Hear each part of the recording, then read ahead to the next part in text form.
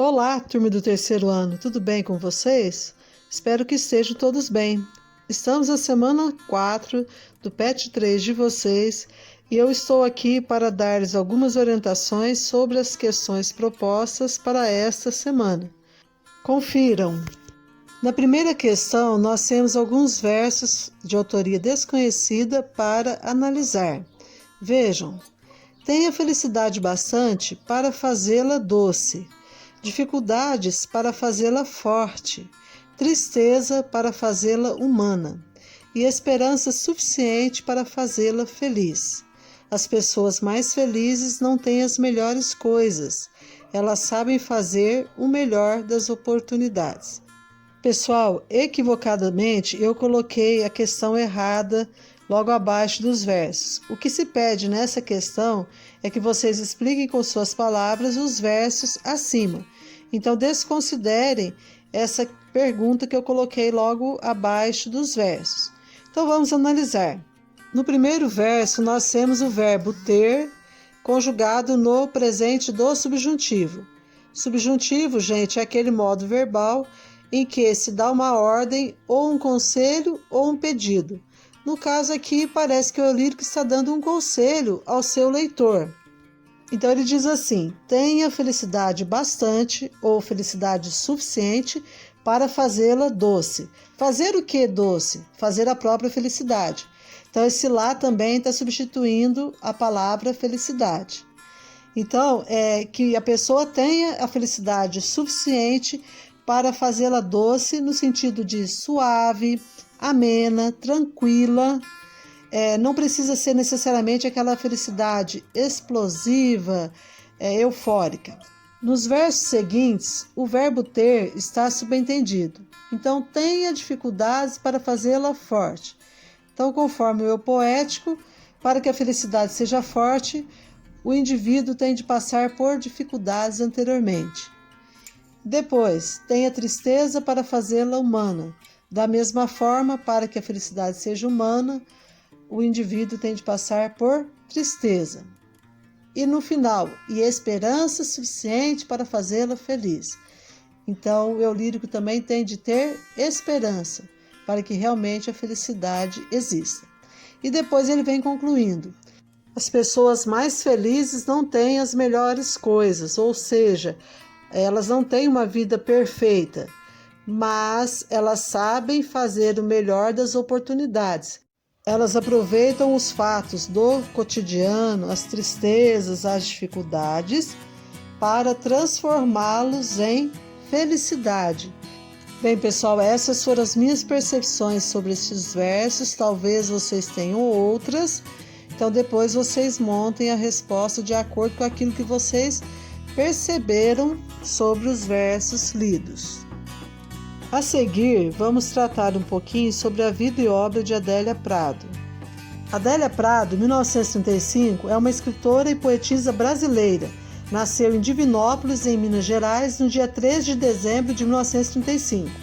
Adélia publicou seus primeiros poemas em jornais de Divinópolis e de Belo Horizonte. Em 1971, dividiu com Lázaro Barreto a autoria do livro A Lapinha de Jesus.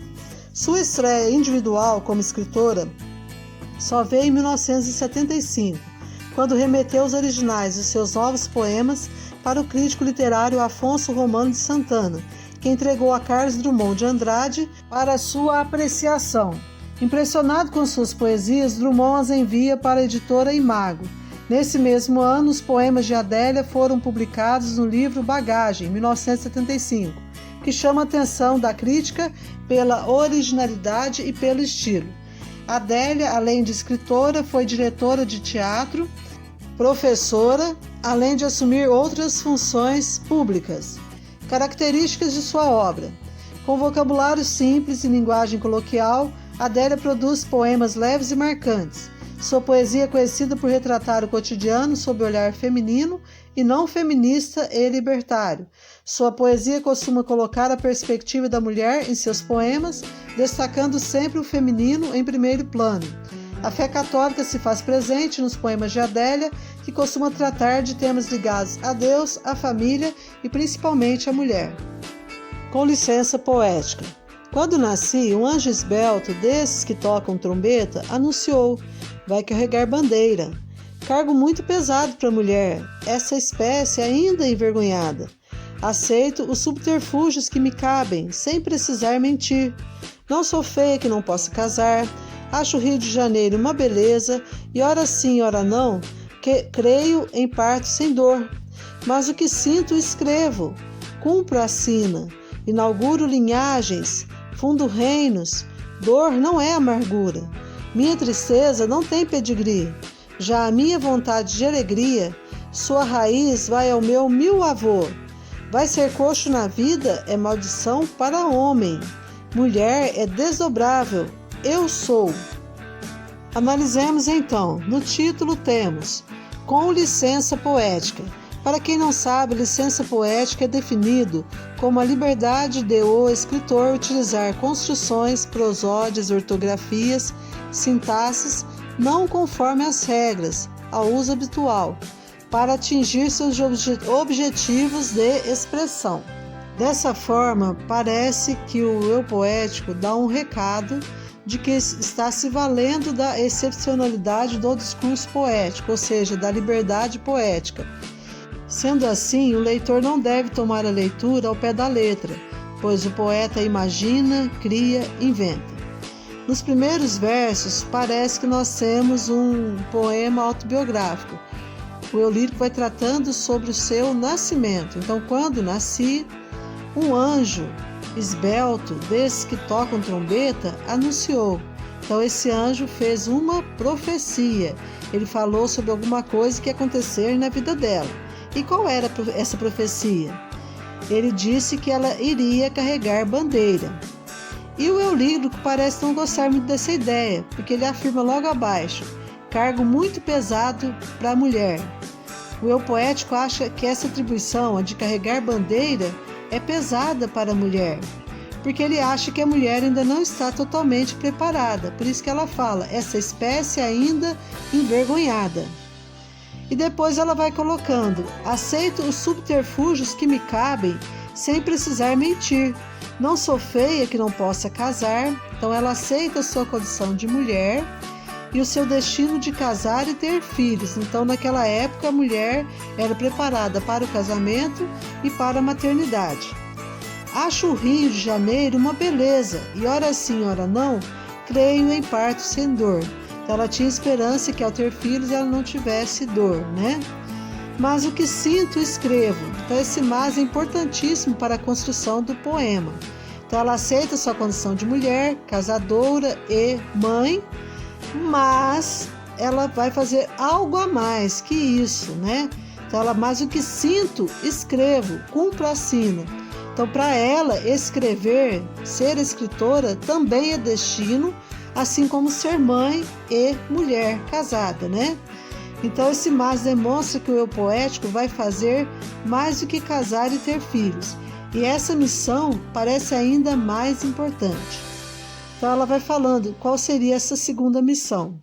Inauguro linhagens, fundo reinos, dor não é amargura.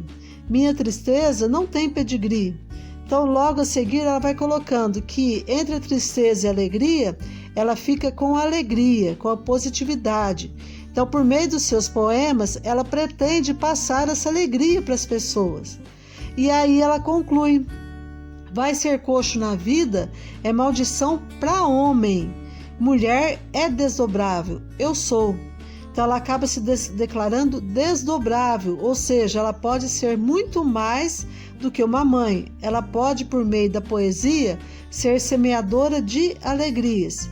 Por aí se vê, gente, que o anjo tinha razão ao anunciar em seu nascimento que ela carregaria uma bandeira.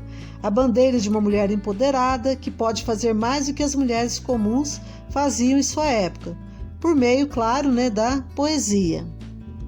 Pessoal, só para concluir essa análise, é importante que vocês saibam que o poema de Adélia Prado, o poema Com Licença Poética, faz um dialogismo, uma intertextualidade com o poema de Drummond, que se chama Poema de Sete Faces.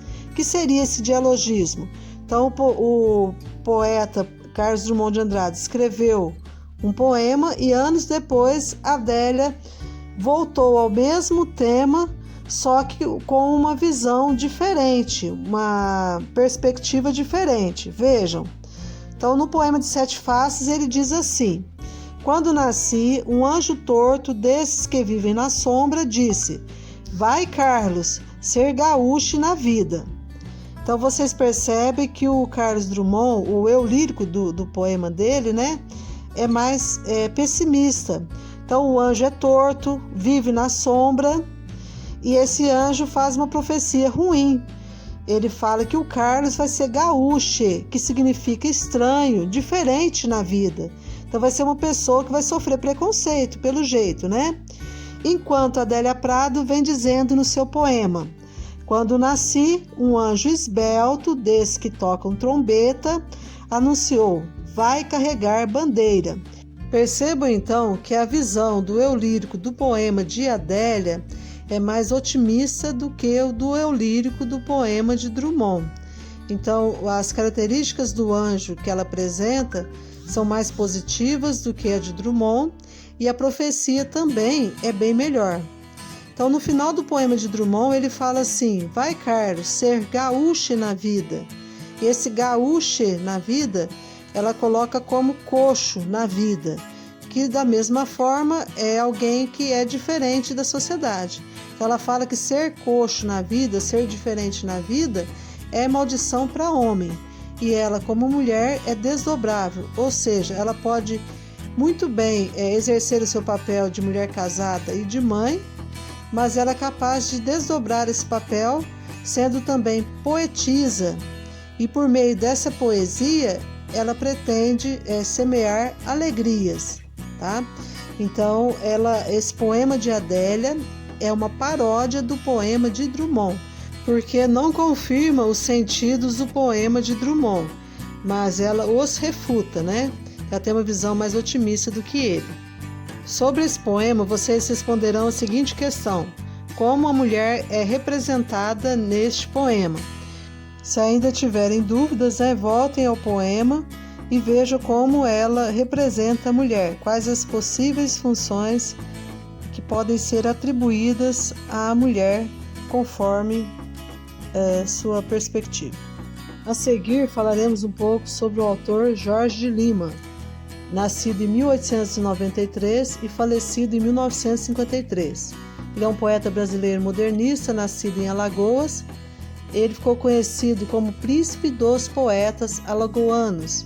Grande destaque na segunda geração modernista no Brasil. Além de poemas, ele escreveu romances, peças de teatro e ensaios. Vejamos o seu poema, então. Mulher proletária. Mulher proletária, única fábrica que operário tem. Fabrica filhos. Tu, na tua superprodução de máquina humana, forneces anjos para o Senhor Jesus, forneces braços para o Senhor burguês. Mulher proletária, o operário, teu proprietário, há de ver a tua produção, a tua superprodução, ao contrário das máquinas burguesas, salvar o teu proprietário. Então, nesse poema, o eu lírico destaca o mundo do trabalho. Então, destaca uma sociedade capitalista, em que as pessoas vendem sua força de trabalho em troca do salário. Então, a mulher proletária, ela representa a sociedade trabalhadora, e ela é vista como uma fábrica de filhos. E esses filhos ou vão servir para voltar a Deus, se eles morrerem na infância, ou eles vão servir de braços, de mão de obra para os donos dos meios de produção, que são os burgueses. Na segunda estrofe, o eu lírico coloca que essa superprodução da mulher, ou seja, essa população que ela está produzindo, pode vir a salvar o proprietário. De que maneira seria isso? Se essa população trabalhadora se organizasse e lutasse pelos seus direitos junto aos donos dos meios de produção, a realidade mudaria. Por aí vocês percebem, né, que esse autor é bastante engajado. Durante o seu trabalho como escritor, ele lutou contra a alienação da classe trabalhadora, lutou também contra a desigualdade de gêneros. Então ele acha que a mulher pode ser muito mais do que uma fábrica de filhos, podendo assumir outras atribuições sociais, e a classe trabalhadora também pode e deve lutar pelos seus direitos, por melhores condições de trabalho, melhorando também assim as suas condições de vida. E aí vem a questão: o poeta Jorge de Lima é representativo da segunda geração modernista da literatura brasileira. Após analisar as proposições abaixo, acerca dos recursos expressivos que constrói a imagem da mulher proletária de seu poema em evidência, coloque V verdadeiro ou F falso. Então vocês vão analisar as proposições como verdadeiras ou falsas, a partir da leitura do poema, lógico, né? Então, o trocadilho entre prole e proletária assinala a função social da mulher no contexto do poema. A gradação na segunda estrofe aponta para a submissão da mulher e para a salvação do homem. Os dois últimos versos na primeira estrofe constituem eufemismos, suavização de ideias de mortalidade e de trabalho infantil. As metáforas fábrica e máquina humana são, de certo modo, desveladas pela construção parentética fabrica filhos. E os últimos versos do poema sugerem que o trabalho da mulher pode levar sua família à ascensão social. Então vocês vão analisar cada proposição. Se vocês, sem dúvida alguma palavra, consultem o dicionário, né? Para que vocês possam responder corretamente. Então, analise conforme a leitura do poema. Bem, pessoal, chegamos ao final de mais um vídeo. Eu espero que vocês tenham me compreendido. Se ficou alguma dúvida, vocês podem me acessar pelo chat Conexão Escola ou por meio do grupo. Para vocês, vou deixando aí um pensamento de Adélia Prado. Amor para mim é ser capaz de permitir que aquele que eu amo exista como tal, como ele mesmo. Isso é o mais pleno amor, dar a liberdade dele existir ao meu lado do jeito que ele é. A vocês uma boa semana, bons estudos e fiquem todos com Deus.